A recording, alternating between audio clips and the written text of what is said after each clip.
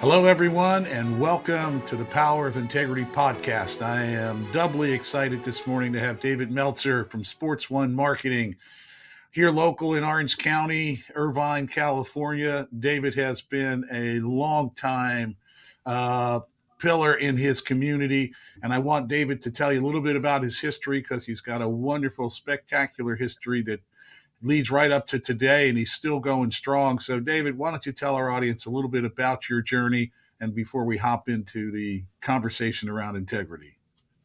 Oh, well, thank you so much for having me. And my journey is one of three worlds. The first was the world of not enough, where I grew up in Akron, Ohio with a single mom, six kids, five boys and a girl, worked two jobs, as a second grade teacher, packed our dinner in a station wagon just so we could eat dinner, and then filled up turnstiles at convenience stores with greeting cards just so we could eat. So I wanted to be rich. That's the start of my journey. But I wanted to be rich for the sake of buying my mom a house and a car. And that's because my childhood was a happy one, uh, except for financial stress. So I equated the conclusion of happiness to me was money was going to buy me what was missing in my life. And that was to take care of my mother. I worked really hard, both in athletics and in school, played college football. Far beyond my skills and knowledge. I actually got to play in college and then went to law school to be rich. And I went specifically to Tulane University because they were the kings of oil and gas, maritime law, and oil and gas lawyers made the most money out of law school. And in 1992, I graduated and got a job as an oil and gas litigator for $150,000 plus bonus, which in 1992, still today, probably is a lot of money out of law school. But I chose to go into the internet instead. And my mom at the time told me the internet was a fad. Justice Scalia told me that nobody would ever do research on the internet. You needed books. But I decided that I knew better than my mom and Justice Scalia, and I took a job in legal research online in 1992. And in 9 months, I was a millionaire. And I was blessed to buy my mom a house and a car. And in 1995, Thomson Reuters bought West Publishing, Westlaw, for $3.4 billion with a B in 1995. And I dubbed myself not a lawyer, although I did take the bar and pass because my mom thought the internet wasn't going to last. So I had to have a backup plan. I passed the bar regardless. And in 95, I went up to the Silicon Valley and learned how to raise money. Became a director of a middleware company in technology. And we transcoded the internet onto flip phones, raised hundreds of millions of dollars, bit my teeth into venture capital. And by 99, I was running Samsung's data division in America, the first convergence device, cleverly named the PC-E phone. It was a combination of a PC and a phone. Very creative of us to decide. Samsung manufactured it. Windows operating system, the first Windows CE device. Wow. But that led me to my sports career, ironically. And there's the lesson that I still teach today, that the reason I got hired by Lee Steinberg here in Orange County, most notable for the movie Jerry Maguire being made after our firm, and where I met Warren Moon, the Hall of Fame quarterback, and I became partners with Lee. The reason he hired me was not because I was a great agent. It wasn't because I was a great CEO. It was with that type of background, I was the only one that had extensive success in technology and venture capital. And early 2000s, he saw 20 years ago the future of sports in technology and venture, not in agentry. And so that's how I started my career in sports. And later on, Warren Moon and I spun off here in Orange County, a global sports marketing company called Sports One Marketing, which brought all the famous people to the greatest events in the world to raise money for charity. Our mission is my personal mission to make a lot of money, to help a lot of people. And because both Warren and I love sports, we have a lot of fun. And that has moved me to build a sports originally media company. Now it's a entrepreneurial media company, TV shows, movies, all types. My latest project, I'm remaking, you'll like this, the First and 10 HBO, 8 seasons on HBO with OJ Simpson. First and 10, we're remaking that with a whole different storyline. So those are the types of project. Every project that I do has a charitable component or cause. I'm the chief chancellor of Junior Achievement University. We're celebrating this evening in Santa Monica. We got nominated for a Nobel Peace Prize for the second year in a row. I am the chairman of Unstoppable Foundation. So any charity you could think of, we will not do something without a charitable purpose or cause along our mission of empowering people to help one another and know people that can help one another. Doing well by doing good. You nailed it. And I love the fact of your unabashed approach to making money. Some folks keep that kind of coveted and quiet and under wraps and less than right up front. And but coming from where you came, I'm sure their audience is curious. Mom, is she still with us? And can you maybe illuminate a little bit about that home you bought? And does she still live in Yeah. it? I'm so Well, curious learning about it's that. a great journey because I left out one piece, and I'm glad you asked. And it's uh, by buying my mom that house in a car, it confirmed something that wasn't true. I truly started to believe at 25 years old that money bought me love and happiness. And everything I did confirmed that. I married my dream girl from the fourth grade. I had my dream home in Rancho Santa Fe. I had a ski mountain and a golf course. I was running the most notable sports agency in the world. So not only could I afford anything, I was worth over $100 million. Anything that I wanted, I could afford, but I had access to what billionaires could afford to do backstage at concerts and award shows and on the sidelines of the Super Bowl and the back of the cabins with Curtis Strange and others at the Masters. I had access to everything. And in 2008, uh, I had to walk up to my mom's house, which was the only reason I wanted to be rich, and tell my mother that I had lost everything, that I went bankrupt. I forgot to take my name off of her title. So not only did I go bankrupt, but my mom had to move.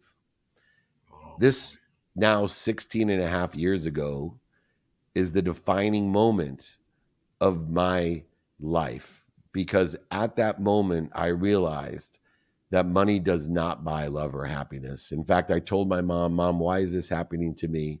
All I wanted to do was to be rich, to help other people, especially you. Why am I being punished?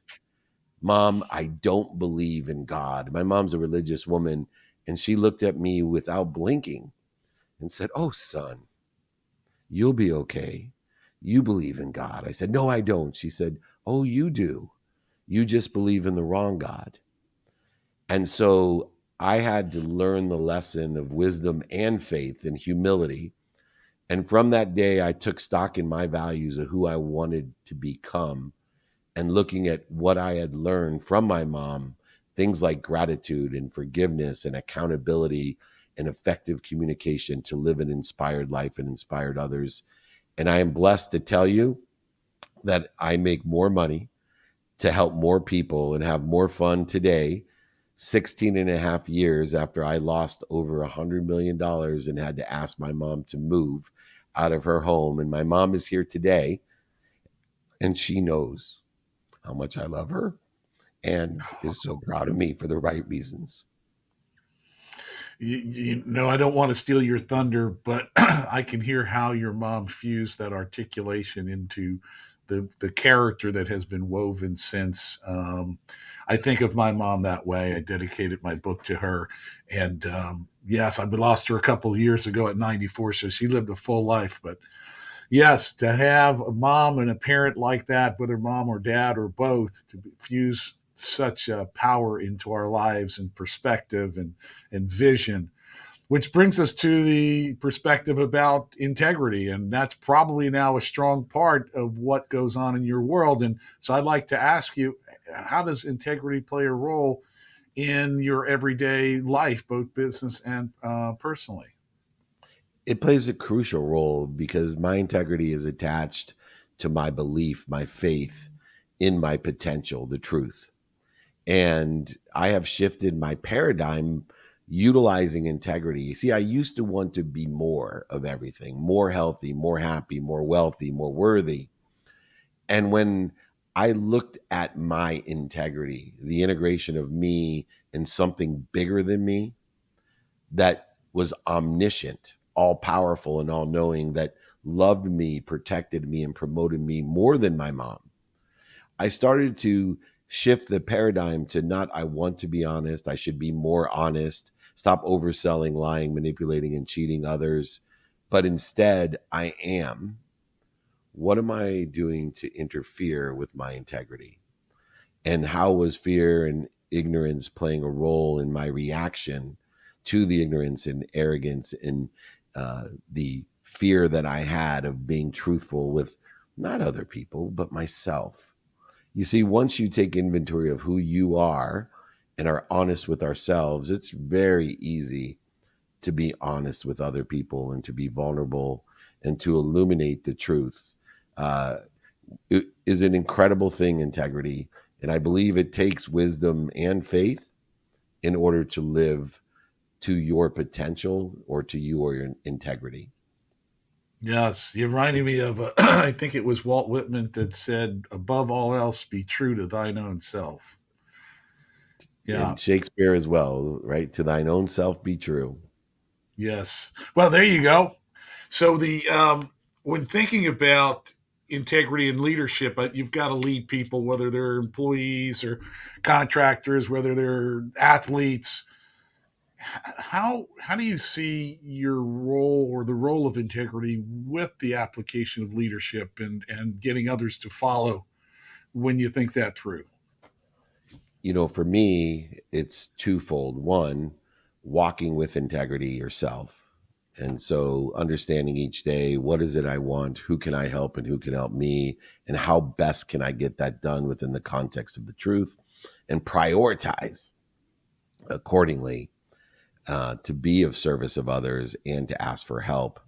And then the second one is to be an intelligent follower. A lot of people, when they look within the context of leadership, they think that leadership is through intimidation or motivation or inspiration.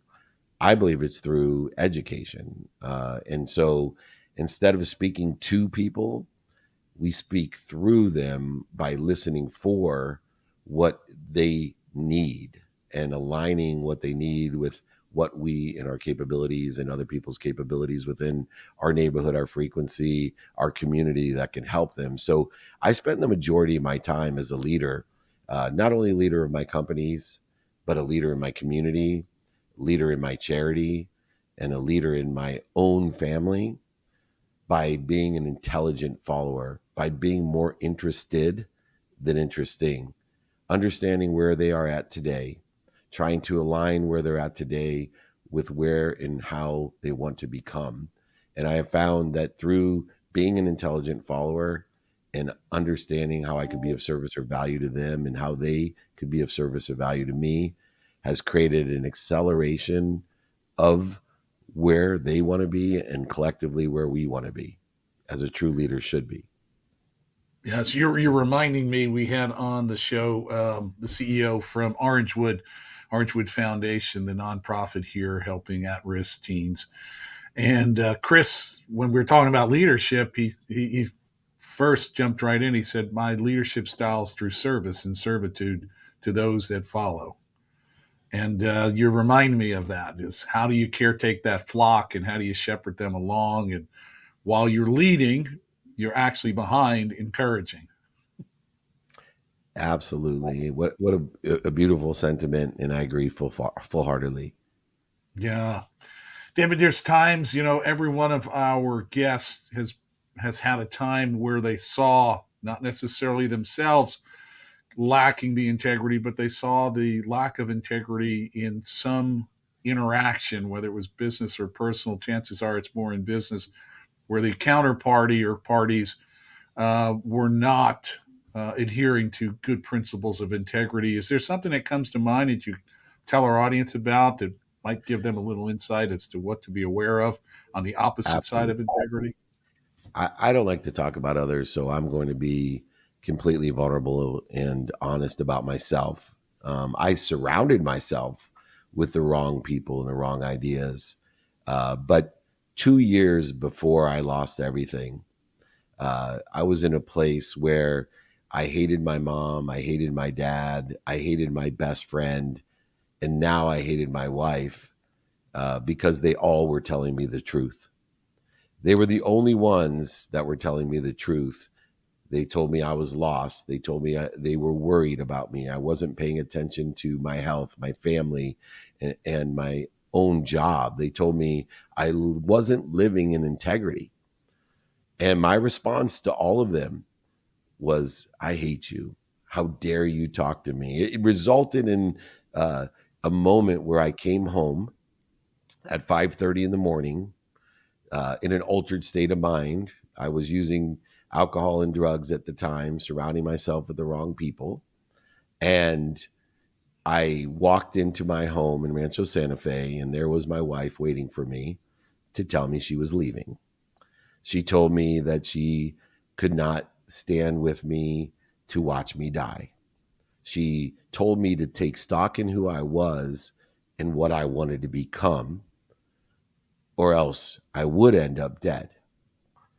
And I went to bed that night full of hate, like I told you, thinking about how dare these people who are closest to me, how dare them say these things about, look around them. Who do you think did all of this? I remember telling myself. And I went to bed hating. I woke up in the morning and I was thinking to myself, how can I take their happiness? How can I take their money? How can I take my mom's house and my house and their money and all that I've given them? And I looked over in the closet, and my dad had 6 years earlier given me a jacket for my 30th birthday. This was the time I told my dad I was nothing like him because he gave me a jacket that had no pockets. And I got angry with him for giving me this 30th birthday gift because he said, I'm giving you this jacket because you're just like me. You think money buys you love and happiness. You think it's going to solve all problems. Son, I don't want you to make the same mistake that I made in my life. Hang this jacket in your closet to remind yourself that you can't take anything with you. I Wow. told him I hated him. I told him he was a liar, a cheater, a manipulator, an overseller, a back end seller, and I was nothing like him. And I hung up the phone. And there I was on the edge of my bed, looking into my closet, hadn't seen that jacket in years. And this is when God came through me. And as I looked at that jacket, I said to myself, I don't hate my dad. I certainly don't hate my mom. I don't hate my best friend. And I definitely don't hate my wife. I hate myself. I was a liar, a cheater, a manipulator, an overseller, and a back end seller. And I needed to take stock in who I was and what I wanted to become. And so I begged my wife to stay with me. And I'm blessed to say that we've been married 27 years and now have 4 children. She stayed with me. And the greatest blessing, my wife, for people out there listening, when we are dealing to heal the people we love the most, is she didn't give me an ultimatum. When I begged her to stay and I told her I would change, she said to me, as long as I see you're trying, I will stay with you. She didn't say, if you ever drink again, I'm going to leave you. If you ever lie to me again, I'm going to leave you. She didn't give me an ultimatum that she knew I couldn't achieve instantly. But she also knew that if I put my intention into it, if I tried my best and learned lessons, that eventually I would heal. And I'm so grateful, as you know, not only for my mom, but my dad and my best friend, but certainly my wife, who had the courage to tell me the truth. Talk about the power of integrity. If I didn't have people who truly love me, because I surrounded myself with people that didn't, and they didn't tell me the truth. They were more interested in what I could do for them than how we together could be better. And it was the power of integrity that saved my life and allowed me to be prepared for when I lost everything, and prepared me on my journey today to live to my potential, where I'm able not only to create abundance of more than enough money to help more than enough people and have this amazing, joyous journey that I'm on today. David, we don't know each other yet, right? We've never Yet, met. And so in full disclosure to this audience, I have to say what an honest and raw admission that you have just laid out for this group. And what a powerful is the word, for you to just put your whole heart on the line and lay it out there in truth. I couldn't be more blessed than to have that kind of conversation with you, with a new friend, for lack of better, neighbor, just a new you're a friend. neighbor. Right? Strangers are just friends we haven't met yet. It's Beautiful. interesting. Yeah. So, what in our last few minutes, a couple things I'm thinking about. An example where in business where you applied integrity, maybe it got challenged and it was a little difficult and maybe a little bit gnarly to be able to stick to your guns on integrity when challenged. Is there something that comes to mind you might share with our audience? Yeah, I have a really fun story. When I ran Lee Steinberg Sports and Entertainment, one of the first things I got to do was the sale of the Rams with George Frontieri, the owner of the Rams at the time, to Kroenke. Well, we were representing Franklin Financial, who's putting up $900 million into that deal. Lee, who has a disease called alcoholism, uh, was not available to help. And it was one of the bigger deals that I had early on in my career in sports. And I had sought help from Warren Moon, from Jeff Morad, who had bought into the Padres and had some great, was a partner with Lee before me. I'd taken his job at Lee Steinberg. And I called Lee to ask for his advice. The one thing that Lee had beyond his disease is he's a genius, but he's also extremely honest. And I said, Lee, I don't know what I'm doing. I called everyone. I don't want to blow this deal, this opportunity, but I'm not capable of doing it. I don't have this type of experience. Who can else can I call? And he said, David, he said, your integrity is all you need. And I said, well, I'll do my best that I can, but what does that mean? He said, very simply, one, don't negotiate to the last penny. That's not honest. Always be fair. That is honest. And don't do business with dicks. And I'm not talking about sporting goods. I understand. And that lesson of integrity, to go into that deal and have such a simple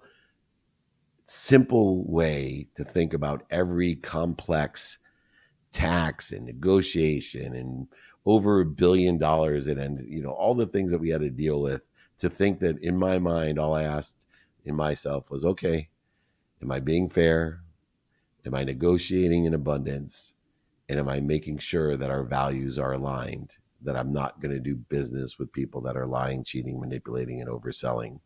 And sure enough, it worked out in the end.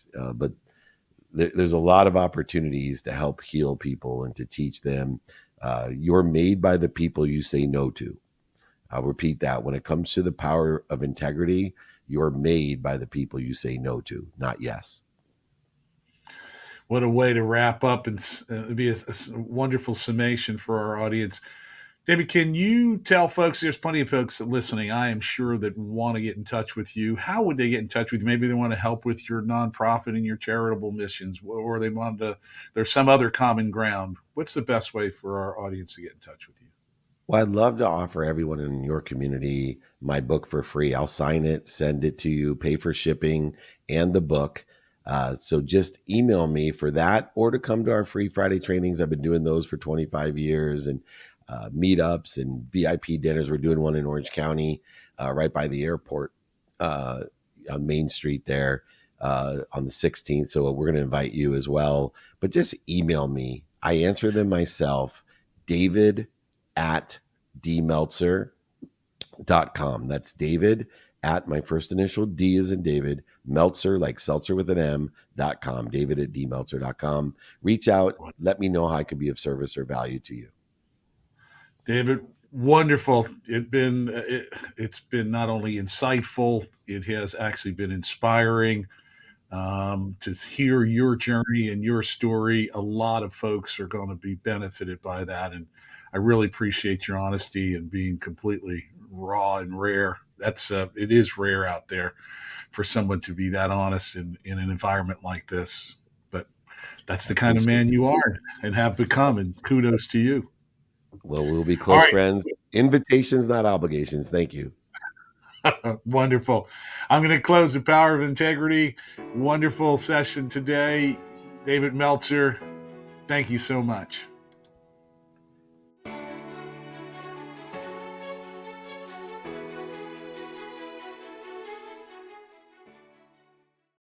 The information presented in this program is provided for informational purposes only. The information is believed to be reliable, but no guarantee of accuracy is made or implied. Expressions of opinions are as of this date and are subject to change without notice.